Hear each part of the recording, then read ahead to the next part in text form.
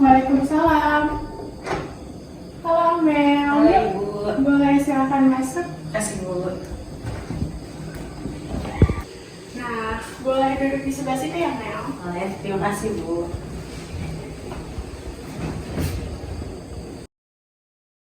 Selamat siang Mel. Selamat siang Ibu. Tadi kesini sama siapa Mel? Sendiri Bu? Sendiri. Oke, jadi nggak ada sama teman ya? Enggak. Oke, terus kabar kamu hari ini gimana? Seperti yang udah saya sampaikan sebelumnya ke Ibu, kalau Amel lagi kurang baik-baik aja Bu. Oke, jadi Amel, oh iya yang kemarin Amel WhatsApp ya?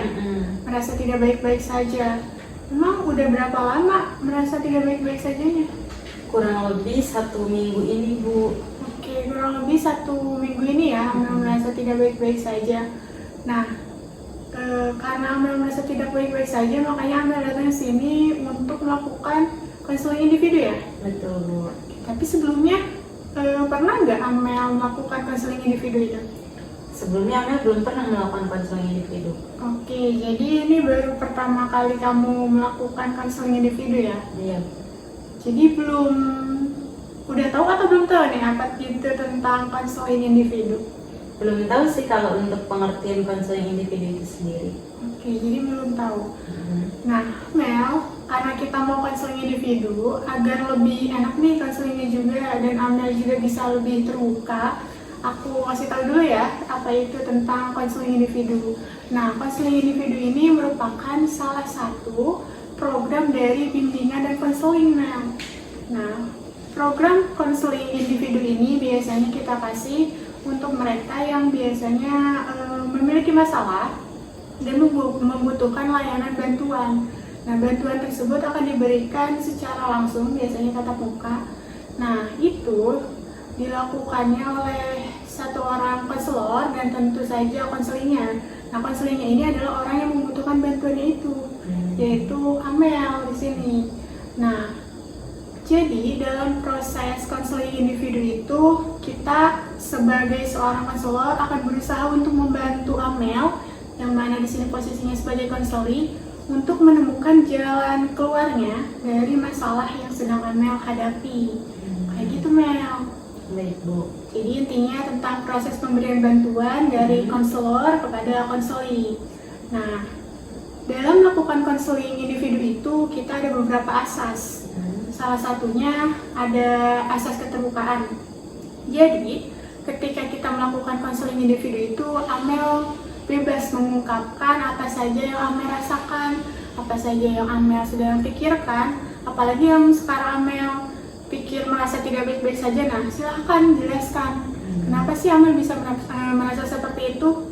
Karena kita harus terbuka tersebut agar lebih mudah untuk mencari jalan keluar atau solusinya.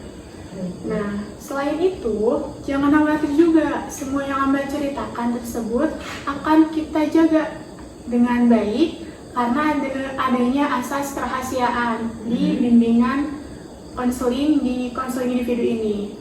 Jadi semua yang Amel ceritakan tadi akan kami jaga rahasianya dan tidak akan kami sebarkan kepada siapapun itu, apalagi yang tidak berkepentingan, kecuali memang ada hal-hal khusus yang harus diceritakan, biasanya dialihkan ke yang profesional, baru diceritakan.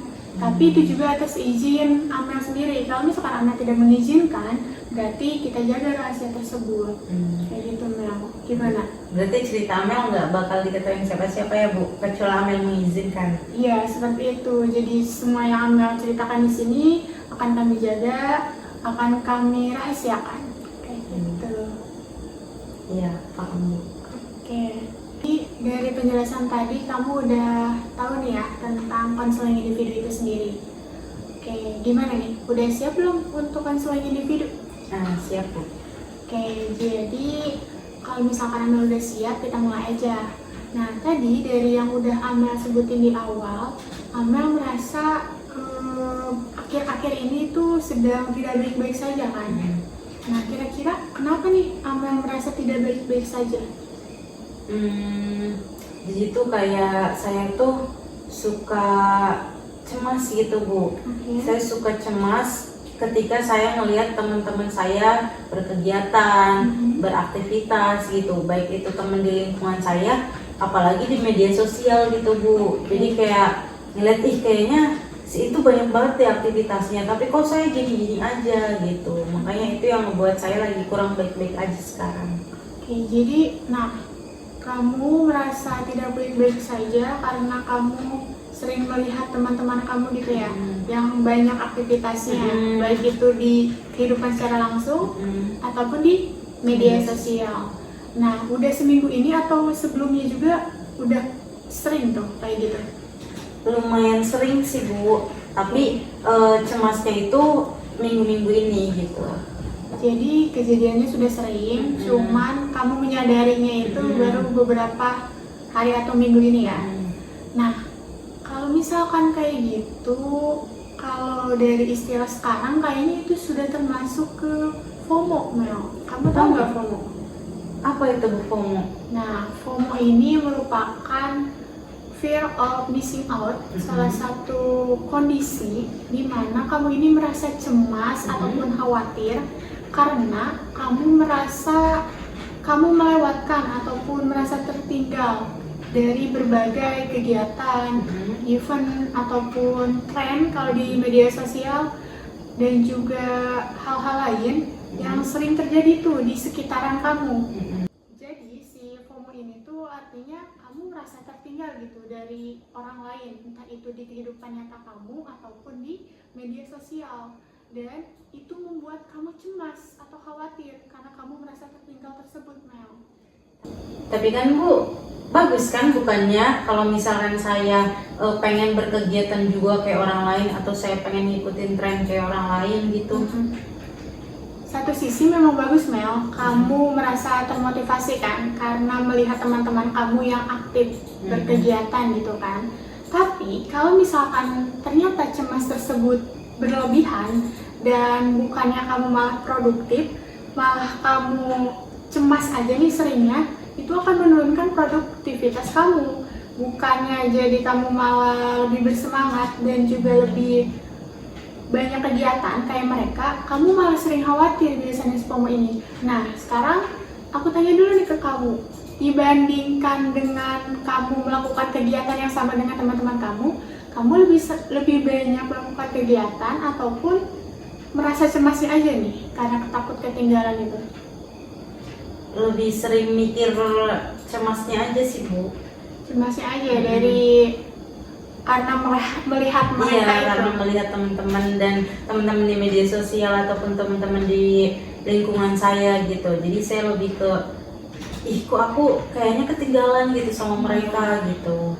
Nah itu, kalau misalkan ternyata membawa hal yang positif ke kamu, ya itu bagus. Tapi dalam hal ini kan membuat kamu menjadi ke arah yang lebih negatif karena lebih banyak khawatir karena merasa ketinggalan tersebut. Nah, itu juga nanti bisa menurunkan produktivitas dan kondisi mental kamu, Mel. Kesehatan mental kamu pun nanti bisa terganggu jika hal tersebut tidak ditangani lebih lanjut. Sekarang kamu kan lagi banyak aktivitas kan, bisa jadi nanti mental kamu terganggu nih, Mel, kalau kamu keseringan begitu. Iya betul sih Bu. Jadi akhir-akhir ini juga saya merasa lebih cemas gitu karena saya gitu. Karena itu tadi saya takut saya ketinggalan, terus saya nantinya dianggap nggak gaul sama teman-teman saya.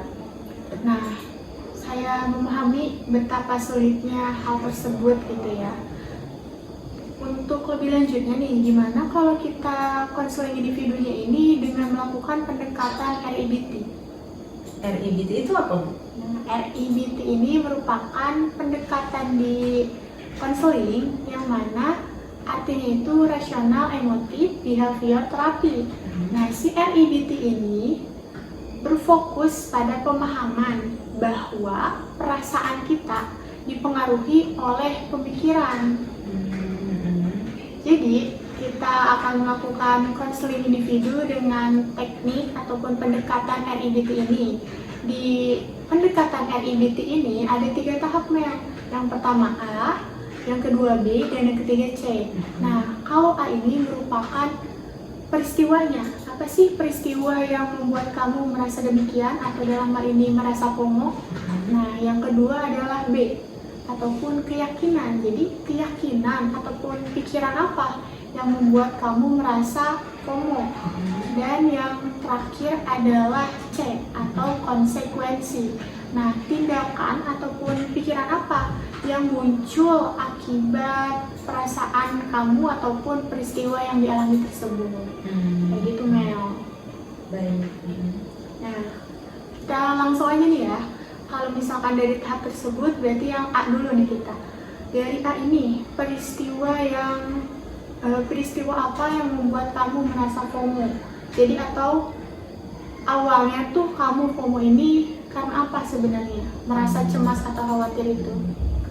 Itu tadi sih Bu, karena saya sering scroll media sosial gitu. Saya ngeliat postingan-postingan teman saya yang happy, ke tempat-tempat baru, ke tempat-tempat viral gitu. Oke, jadi awalnya itu memang karena kamu sering melihat postingan teman-teman kamu itu. Dan intensitasnya itu sering ya? Sering. Oke, itu tentang A-nya. Jadi kita tahu bahwa awal mulanya itu karena kamu sering scroll ataupun sering melihat di media sosial kegiatan-kegiatan teman-teman kamu itu. Dan lanjut ke tahap berikutnya yaitu yang B-nya. Nah, di B-nya ini keyakinan apa yang membuat kamu memikirkan hal tersebut? Apa nih? Kamu memikirkan hal apa tentang hal tersebut? Jadi yang saya yakini adalah kalau saya nggak mengikuti kegiatan yang teman-teman saya lakukan, itu nanti saya dianggap nggak gaul sama mereka Bu. Makanya saya takut gitu. Makanya gimana caranya saya harus bisa mengikuti juga kegiatan yang teman-teman saya lakukan gitu, biar saya nggak dibilang tadi nggak gaul itu. Oke. Jadi keyakinannya itu kamu takut dianggap tidak gaul dan tidak bisa mengikuti tidak teman-teman bisa saya. mengikuti mereka gitu ya. Nah, selanjutnya yang C-nya ini adalah konsekuensinya. Pikiran ataupun kejadian apa yang kamu dapatkan dari pemikiran ataupun perasaan kamu tersebut? Sebetulnya itu tadi, karena saya berpikir hal kayak gitu terus, saya nggak mau ketinggalan gitu, saya nggak mau dibilang gak gaul. Akhirnya itu tadi saya sering overthinking, saya juga sering cemas gitu. Makanya saya konseling gitu. Kenapa akhirnya saya seperti itu gitu, merasa cemas dan lain-lainnya gitu. Dan ternyata kan itu FOMO gitu, saya mengalami FOMO. Oke, iya. Jadi hal yang terjadinya itu membuat kamu overthinking, cemas, resah ya, karena perilaku ataupun kondisi FOMO tersebut. Iya Bu, jadi saya juga sering merasa kehilangan momen-momen di mana momen bahagia saya bersama teman-teman saya, itu saya sering merasa tertinggal gitu. Jadi saya juga merasa nilai saya sebagai teman itu berkurang gitu ketika saya nggak ikut kegiatan seperti mereka gitu. Terima kasih sudah menceritakan dengan jujur apa yang kamu rasain tadi. Nah, emang sih ketika kita melewatkan momen itu membuat kita merasa tertinggal gitu, dan itu semua orang juga hampir sering gitu merasakan hal tersebut. Tapi coba kita lihat lagi, apakah ketika kita tidak mengikuti hal tersebut itu membuat kita tidak bahagia dan merasa tidak dihargai? Kadang-kadang sih Bu. Jadi kadang-kadang kamu masih merasa itu membuat kamu tidak dihargai. Dan juga tidak bahagia ya ketika tidak mengikuti tren ataupun kejadian atau hal-hal tersebut. Iya, saya kadang ngerasa kurang bahagia gitu. Cuma nggak sering, cuma kadang-kadang aja. Sebenarnya itu tadi merupakan pola pikir yang sering banyak orang lain pikirin juga. Namun perhatikan bahwa keinginan untuk mengikuti semua kegiatan ataupun tren itu tadi merupakan sesuatu yang kurang realistis. Misalnya, ketika kamu mengikuti semua tren ataupun kegiatan tersebut, apakah kamu merasa lebih lega ataupun lebih bahagia? Hmm, kadang iya, tapi kadang juga capek sih Bu. Oke, jadi nggak selamanya kamu merasa lega atau bahagia kan ketika Enggak kamu sih Bu. mengikutinya? Kadang saya juga capek. Kayak juga kadang akhirnya banyak tugas sekolah saya yang tidak saya kerjakan karena banyaknya kegiatan itu. Nah, berarti tidak selamanya mengikuti semua kegiatan akan membuat kamu bahagia, benar nggak? Iya betul, kadang saya merasa seperti itu. Nah, jadi kalau misalkan begitu, dengan pendekatan RIDP ini, kita akan coba mengubah pemikiran yang tidak rasional tadi, yang kamu bilang kamu merasa tertinggal kalau tidak mengikuti semua kegiatan. Nah, kita ubah menjadi lebih rasional lagi. Gimana kalau misalkan kita mengubahnya dengan tidak mengikuti semua kegiatan, bukan berarti saya merasa tertinggal. Saya tetap bahagia dan mempunyai nilai saya sendiri. Nah, gimana kalau misalkan gitu? Saya merasa lebih lega mendengarnya Bu. Oh, jadi saya tidak harus mengikuti semua kegiatan untuk bisa bahagia ya Bu? Tepat sekali. Itu keyakinan yang lebih rasional tuh dibandingkan tadi. Nah, karena kebahagiaan itu memang tidak tergantung kepada kamu sering ikut kegiatan ataupun ikut tren atau tidak. Tapi kebahagiaan bisa kamu dapatkan dari mana saja yang memang itu penting dan juga sesuai dengan tujuanmu. Berarti memang saya harus bisa memilih lagi mana kegiatan yang bisa saya ikuti dan mana kegiatan yang tidak perlu saya ikuti. Betul sekali. Jadi kamu bisa lebih memilih lagi tuh, mana sih kegiatan yang memang penting dan juga bisa kamu ikuti ataupun tidak. Dan kalau misalkan tidak, tapi temanmu mengikuti, itu kan semua pilihan. Seperti itu. Saya merasa lebih baik mendengarnya Bu, karena saya juga mulai berpikir lebih rasional bahwa saya tidak harus mengikuti semua kegiatan, tapi saya bisa mempunyai kebahagiaan saya sendiri. Nah, itu. Jadi kita tidak menggantungkan kebahagiaan kita itu dari status ataupun dari kegiatan yang teman-teman kamu itu lakukan. Kita semua punya jalannya masing-masing. Iya. Sebagai latihannya, jadi kamu bisa lebih mempertimbangkan lagi nih alasan kamu mengikuti kegiatan ataupun tren itu sendiri. Apakah itu untuk kebahagiaan jangka panjang ataupun yang lama tuh kebahagiaannya, atau cuman kebahagiaan atau keinginan sesaat aja tuh, cuman karena rasa menggebu-gebu kamu aja tuh. Nah, jadi kamu bisa memikirkan lagi tuh alasannya ya. Nah, biar apa sih? Agar kamu juga tidak selalu khawatir ketinggalan orang lain, dan selalu ingat bahwa kebahagiaan kita tidak tergantung pada apakah kita mengikuti semua kegiatan ataupun tren tersebut. Baik, terima kasih Bu, nanti akan saya coba. Dan sekarang saya merasa lebih lega dan ringan setelah mendengarkan apa yang Ibu sampaikan. Mel, itu bagus banget. Semoga bisa kamu sering lakukan. Karena ingat, ini semua itu proses yang tadi kita lakuin tuh. Apalagi proses pengubahan pikiran yang tidak rasional kepada rasional tadi. Nah, itu proses. Jadi memang harus dilatih dan dilakukan secara berkala ataupun sering. Baik Ibu, terima kasih banyak Bu untuk waktunya atas konseling individu ini. Jadi semoga dengan teknik ataupun pendekatan yang sudah diberikan tadi di konseling individu, kamu bisa mengurangi rasa cemas atau khawatir kamu akibat FOMO, melihat teman-temanmu yang banyak aktivitas ataupun kegiatan ataupun tren, apalagi di media sosial. Kamu juga bisa mengurangi nih kayaknya scrolling sosmednya biar lebih lega dan tidak merasa terganggu oleh postingan teman-temannya. Baik Bu, Amel akan coba. Sekali lagi Amel ucapin terima kasih banyak.